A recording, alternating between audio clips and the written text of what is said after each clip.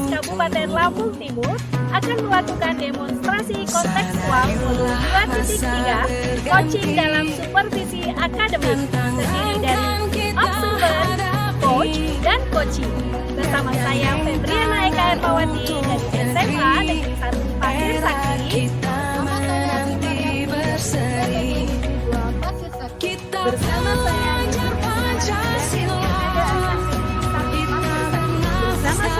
Sultani dari TK Bunda Rama Gunung Pelindung. Bersama saya Nina Salina dari TK Budaya Pasir Sakti. Selamat menyaksikan. Bersatu dalam perbedaan, berpegang tangan dan berlari. Singkirkan egomu, oh kawan, demi negeri ini. Jadilah generasi emas, cerdas berkarakter itu kita. Berjuang dan harus berani, kita terus toreh. Assalamualaikum Bu. Waalaikumsalam Bu. Oh iya Bu Tri, hari ini Bu Tri mau melakukan proses coaching ya? Iya Bu. Oke.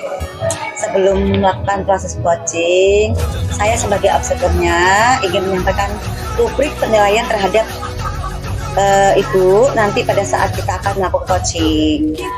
Coach dan coachee akan saya amati dan akan saya nilai sesuai dengan rubrik penilaian coaching, apa yang sudah sesuai dengan alur kita atau belum ya Bu. Dan kemudian apakah Ibu sudah memberikan pertanyaan-pertanyaan berbobot sesuai dengan kata kunci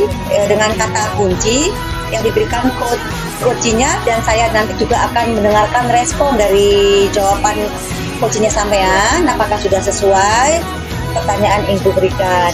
Dan jangan lupa ya Bu, pertanyaannya harus sesuai dengan prinsip coaching, yaitu diantaranya ada kemitraan, proses kreatif, dan juga memaksimalkan potensi. Mungkin sebelum dilakukan observasi, ada sedikit yang akan saya tanyakan sama Ibu. Boleh ya Bu? Boleh Bu. Terima kasih. Saya ingin menanyakan kompetensi apa yang Ibu kembangkan dalam proses coaching hari ini? Baik Bu, jadi kompetensi yang akan saya kembangkan pada kompetensi coaching hari ini nanti yaitu ada di mana kompetensi itu ada 3 ya Bu ya: kehadiran penuh, pendengaran aktif, dan mengajukan pertanyaan yang berbobot. Jadi yang akan saya kembangkan dalam coaching ini yaitu mendengarkan aktif dan mengajukan pertanyaan berbobot kepada coach. Oke, baik Ibu. Jadi Ibu itu ingin mengembangkan 3 kompetensi ya tadi ya, inti ya, yang dari presence atau kehadiran penuh, mendengarkan aktif, dan juga mengajukan pertanyaan-pertanyaan yang berbobot. Oke, di antara ketiga kompetensi itu Bu, mana yang paling spesifik akan Ibu kembangkan untuk diobservasi? Baik Bu, jadi seperti yang saya bicarakan sebelumnya tadi, saya akan mengembangkan yang mendengarkan aktif, terus mengajukan pertanyaan yang berbobot seperti itu Bu. Oke, satu lagi ya Bu. Iya Bu. Untuk indikatornya, kira-kira itu indikator pencapaiannya itu apa? Indikator ketercapaian yang saya dapatkan itu adalah saya ingin coaching mendapatkan solusi permasalahannya. Jadi si coach itu dapat menemukan cara-cara atau menyelesaikan permasalahannya itu secara mandiri seperti itu. Oke, baik Ibu, terima kasih atas semua jawaban-jawaban Ibu Tri. Silakan Ibu melakukan coachingnya dengan coaching sebaik-baiknya. Dan nanti setelah selesai coachingnya, mungkin kita akan ngobrol-ngobrol lagi ya Ibu ya.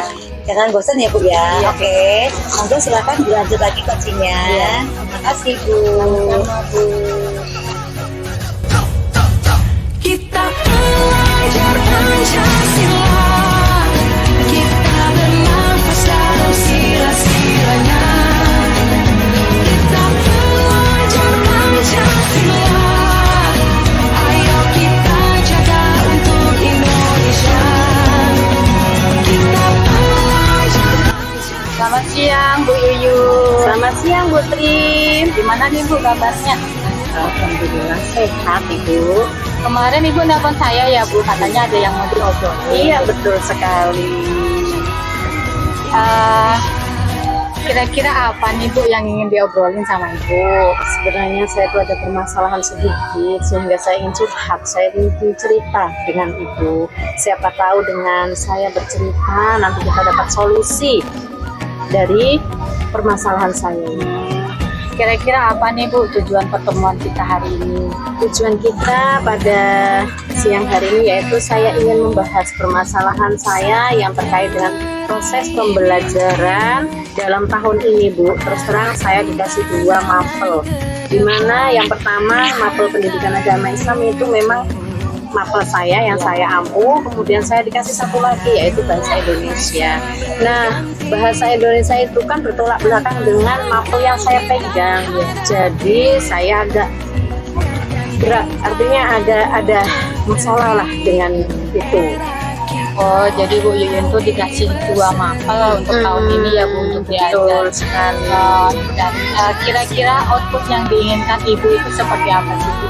Tentunya output yang saya inginkan yaitu output yang baik dan ingin mendapatkan solusi permasalahan saya ini. Coba deh Bu cerita masalah permasalahan Ibu itu seperti apa? Nah, jadi gini Bu Tri, pada tahun ini saya mendapatkan tugas tambahan mengajar yaitu bahasa Indonesia di kelas 7. Meskipun hanya 2 kelas sih, tapi tetap beban bagi saya karena itu bukan bidang studi saya. Sedangkan pengadaan buku seperti sekolah saya itu kurang karena 1 buku itu untuk 2 siswa. Nah, dengan seperti itu kan otomatis siswa itu kurang maksimal. Sedangkan tidak ada sumber bacaan lain. Adanya pun kita harus memakai akses internet. Nah, internet itu juga kalau ke kelas-kelas wifi-nya itu nggak nyambung kelas Bu. Sedangkan peserta didik kadang-kadang kita suruh perkenalkan HP. Anak itu nggak boleh bawa HP ke sekolah.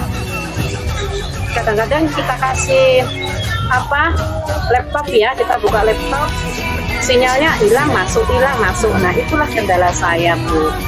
Oh, jadi ada beberapa kendala ya Bu ya. Salah satunya 1 buku untuk 2 siswa. Kemudian kalau suruh searching pakai internet wifi-nya nggak nyampe.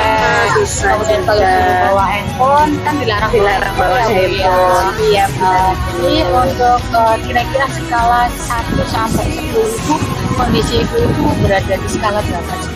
Kalau skalanya sepertinya di skala untuk mata pelajaran yang lain itu ya Bu di skala 7 Ibu. Jadi skala 7 ya Bu ya. Kemudian kira-kira idealnya itu di angka berapa ya? Ya tentunya saya maunya yang maksimal dong Bu di angka 10. Betul sekali ya Bu ya, di angka yang maksimal, begitupun saya. Kemudian faktor apa sih yang membuat situasi tersebut tuh tidak membuat ideal gitu Bu? Jadi begini, saya di kurikulum Merdeka itu kan mata pelajaran pendidikan agama Islam yang tadinya 3 jam sekarang menjadi 2 jam.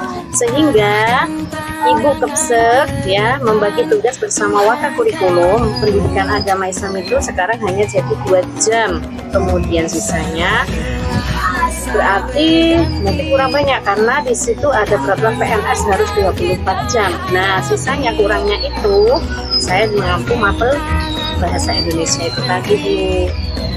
Nah, meskipun hanya 2 kelas tapi itu menjadi kendala buat saya sehingga buku penunjangnya kurang. Makanya saya jadinya agak susah untuk mengkoordinir anaknya. Ya. Nah, jadi karena bukunya belum menunjang ya Bu ya. Jadinya untuk konsentrasi siswa juga terpecah ya Bu ya. Karena kalau 1 untuk berdua itu jadi ngobrol gitu ya.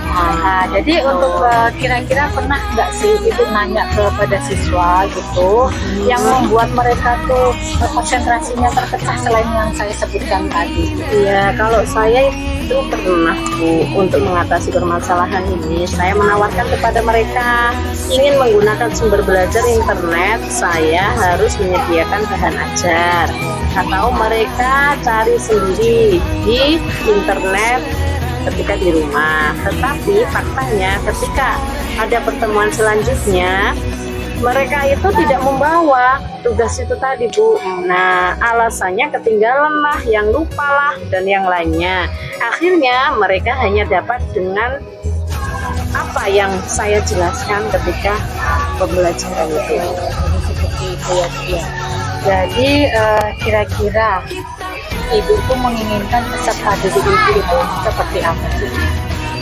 Tentunya saya ingin peserta didik itu yang aktif ya, Bu ya, yang aktif dalam pembelajaran.